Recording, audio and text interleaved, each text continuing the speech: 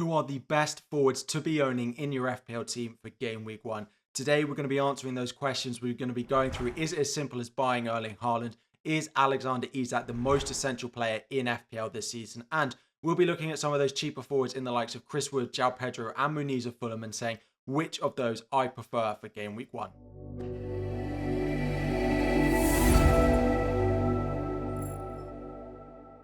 What is up, everyone? Harry here. Before we dive in, 1,000 likes is the aim. Subscribe if you are new around here. And today it is Forward, the third part of the series that we are going through this week, talking about the best players you need to be considering for your FPL team this week. Apologies, a few of you in the comments on the video for the midfielders have highlighted a couple that I've missed. We will cover them in this video. That was the plan. I know particularly Diego Jota is getting a lot of attention, and we'll talk about him because there are some Liverpool forwards which massively impact Jota as a potential for minutes that have returned to training. But before we get to all of that, before we discuss all of those interesting is it time to buy Darwin again questions, this video is being sponsored again by FFScout. Their members area is fantastic. It's where I get all the data, predicted points and historical data, read articles from top managers, and I'm using their app to get it all now that they have launched it over the past week on both iOS or Android. They're still offering 40% off at the moment. We're going to start off actually having a look at the most expensive forwards.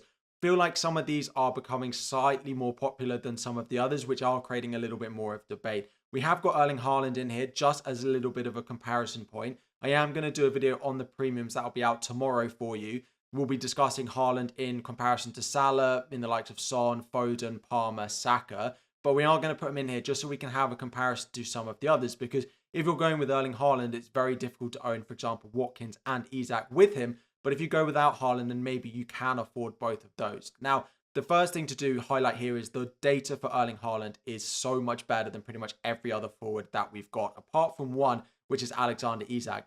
He's the only forward in the game. He's practically the only player in the entire game to have over 1 expected goal involvement per 90 minutes he's on the pitch. He's been flying in pre-season as well.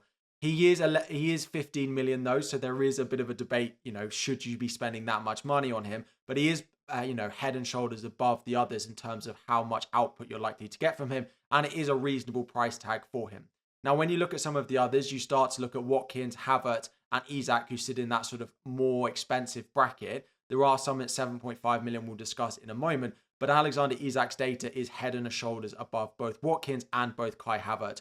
0.92 expected goal involvements per 90 is crazy high for someone at 8.5 million. If you look at players across the whole game, you're not going to find a player who gets returns at that level. For me, Alexander Isak, I've said it before, is the most essential player going into game week 1. Those opening fixtures are so good. Southampton at home, Bournemouth away, and then Spurs at home, who he scores goals against, and naturally Newcastle do very well against at home. We're not going to talk too much more about Isak. If you're going against him, I would strongly reconsider. For me, he's a much, much better asset than Ollie Watkins. Looking at the Watkins data, it's not quite as strong. He picked up a whole load of assists last season, which came from things like rebounded shots and winning penalties. Now, he might be on penalties for Aston Villa going into this season because Douglas Luiz has left. But looking at 9 million versus 8.5 million for Isak, he should be an addition to Isak. For me, Isak is the number 1 player that should be on your team sheet. Plus, you look at the opening fixtures for Watkins, only 1 game at home in the first 3, and that is against Arsenal, which is not fantastic. You're not expecting monster points for him. West Ham have definitely strengthened a little bit defensively and in terms of all their performances, and we'll talk about Fulkrug in a moment and the impact he might have on them. So I'm not loving the opening 2 for Watkins quite as much. If he is on penalties, that would give him a boost. To be honest, I start comparing Watkins to Kai Havertz quite a lot. Looking at the opening 3 fixtures, it is pretty even. Of course, they play against each other in game week 2. The underlying data is also pretty even between them. Slightly better attacking returns per 90 in terms of actual returns for Ollie Watkins. So maybe he is worth the 9 million, but I don't think it's that far apart. Now, Arsenal are being linked with a new striker. I don't think that's going to happen. I do think they'll go into the season with Havertz as number 1, and then Gabriel Jesus, who's been performing pretty well in pre-season, being their backup. So to sort of discuss these, if Erling Haaland in your team versus no Erling Haaland is kind of up to you. If you feel like the 15 million is worth spending, like I currently do at the moment, then absolutely he's the best forward in the game. He's the best captain option pretty much every single week. Alexander Isak, though, offers the best value in terms of that second pick. And if you want another attacking option between Watkins and Havertz in terms of that premium price, I can understand why you'd want Watkins for the sort of returns he had last year, but I think I'd actually go for Kai Havertz over him. I'm not loving the 9 million price tag for Watkins. He has to try and reproduce the numbers he did last year. and those number of assists that he got just don't feel realistic. Now, to be honest, once you come down for those, a lot of us are just skipping that sort of bracket, which is sort of 7.5, 7 million. And there aren't many forwards that fall into that bracket at the moment that people are looking at. There are 4 that fall into those that might change the way that we're picking our teams between now and the start of the season.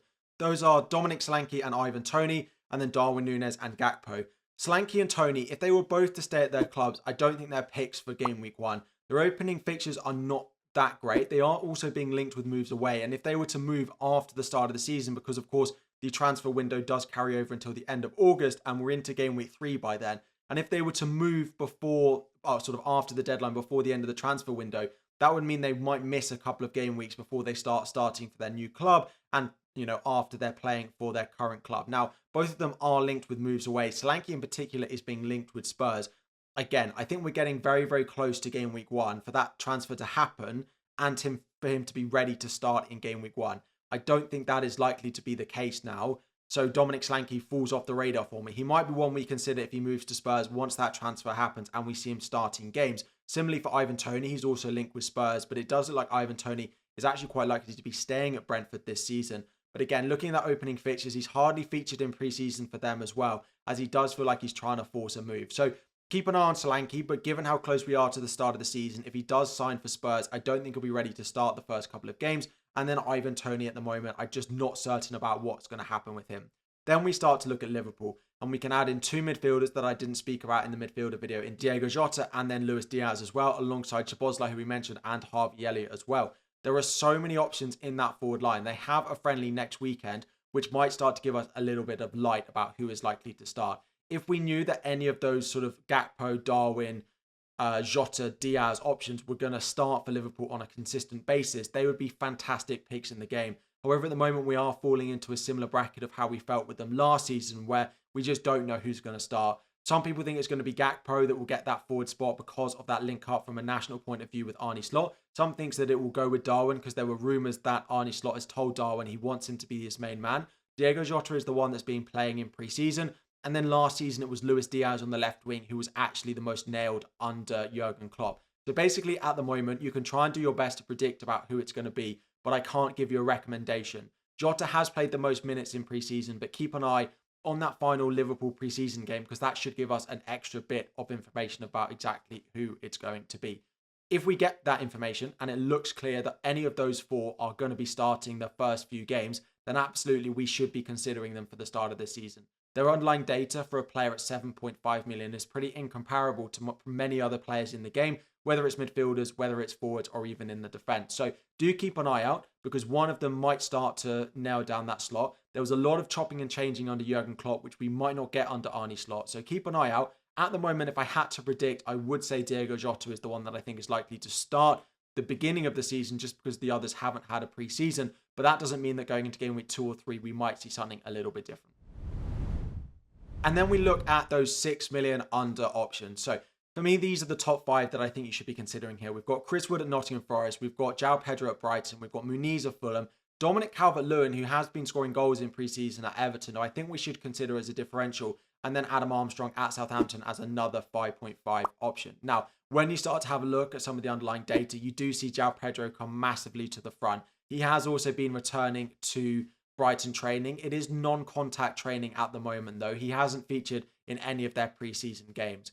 Then you start to look at some of the underlying data for a few of the others. Chris Wood comes out really well. So does Calvert-Lewin. And then Armstrong, actually, his championship data is really strong. Muniz, who's picking up a lot of momentum in his my draft at the moment, is actually the one who has the weakest underlying data in terms of expected goal involvements. However, when you start to look at the actual returns that those players are getting per 90 minutes on the pitch, you start to see that Muniz is second best, only behind Chris Wood. Chris Wood also has a slightly bigger threat coming from Taiwo Awoniyi on the bench compared to that of Muniz. I do think that, we've banged on about it. These two are the best. Whether you fall into the Chris Wood camp or whether you fall into the Muniz camp, I think it's pretty close.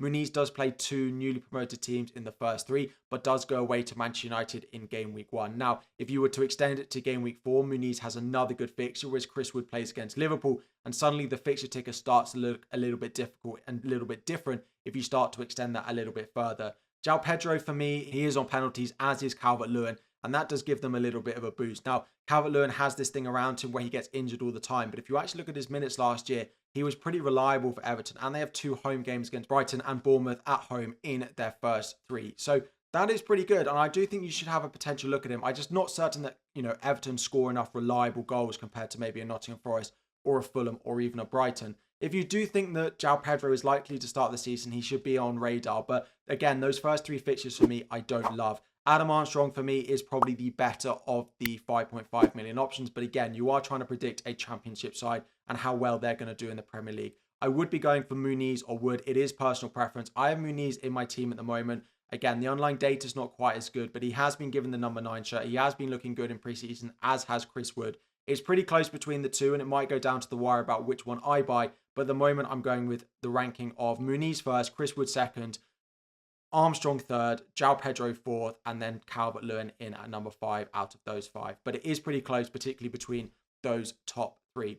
Let me know what forward you're going with. Are you going with Haaland, Isak, and a cheaper option like I am at the moment? Or are you dropping Haaland and going with 3 premiums? There are so many different ways that you can build forwards this season about how much money you're spending. And it all boils down to whether you want to buy Erling Haaland. For me, it's Haaland or Watkins. I won't own both. And at the moment, Erling Haaland is taking the number 1 because of the goals he is scoring in preseason. Obviously, he looks like he's absolutely on fire. Isak feels essential. And it's just where that third forward spot goes for one of these cheaper options. This is video 3 of the series. If you haven't checked out my top defender video or my top midfielder video from the past couple of days, please make sure you go and do that. Drop any questions you have about forwards in your team on this video down below. Thank you so much for watching. 1,000 likes is the aim. Subscribe if you are new around here, and we'll be back again very soon.